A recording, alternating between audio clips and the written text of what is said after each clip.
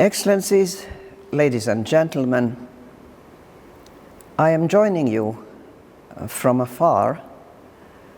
not because of COVID, but because of other reasons, in discussing the situation that has arisen in Ukraine and in the world as a result of it. We have seen on 24th of February 2022 an unimaginable invasion of a whole country for no particular reason that makes any kind of sense. And since that time, Ukraine has been submitted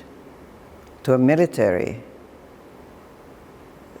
action at the front that has cost many lives,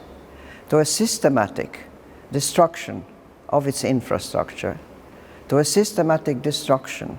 of all its means of productivity, its infrastructures needed for industrial development,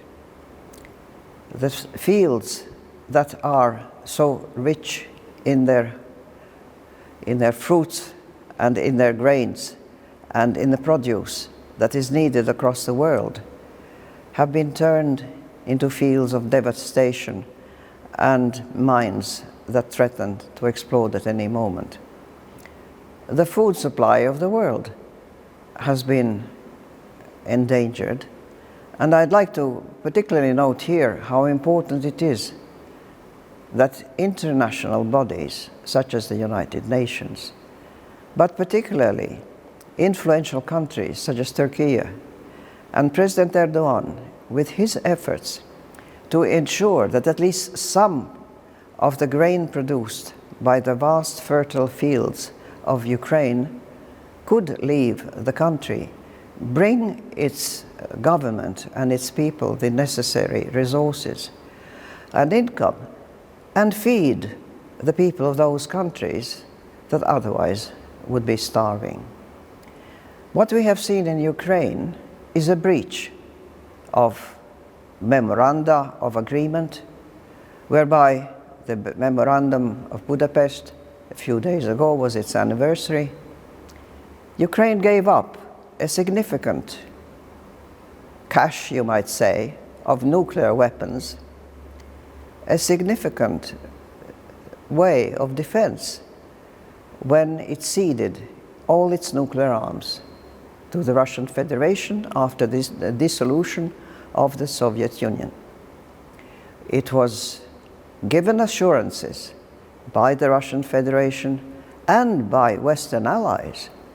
that they would ensure its sovereignty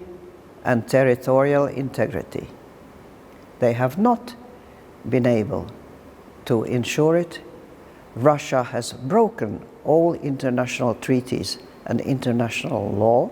by invading Ukraine, and Russia has become a nation of terrorism, a terrorist nation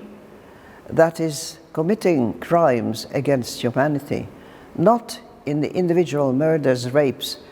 the marauding and other abuses that we see in territories that had been occupied and then liberated again, but the systematic destruction of necessary infrastructure for health and survival for the whole Ukrainian population. And the United Nations, because of its very structure, because of the completely outdated way in which the Security Council is constructed and established, is totally paralyzed to be able to intervene and to ensure the peace that is so badly needed. And I might add that the expressions we hear from representatives of the Russian government, that this is a combat between Holy Mother Russia and the Western world and its values, among all other lies and distortions that this country is pouring forth, is really an insult to our comprehension of what a civilized world order world order could look like. A world where not just liberalism or Western liberalism is being respected. That is hardly the point. What we're looking for is a world where law and order and an understanding internationally accepted of what it means for individuals and nations to have certain inherent, inalienable rights that nobody should have the right to take away from them. This is the world order that is now being in danger. And anything that anybody, organizations, international or regional, countries, especially geographically and geostrategically important countries like Turkey, and anybody who is able to help should extend a helping hand to the people of Ukraine, but also to think about the future of humanity and the future of civilization, because we must have a world where certain minimal rules are expected if the nation that we know as a nation state, as a unit of governance in the world, but if the whole humanity is to survive or fall into anarchy,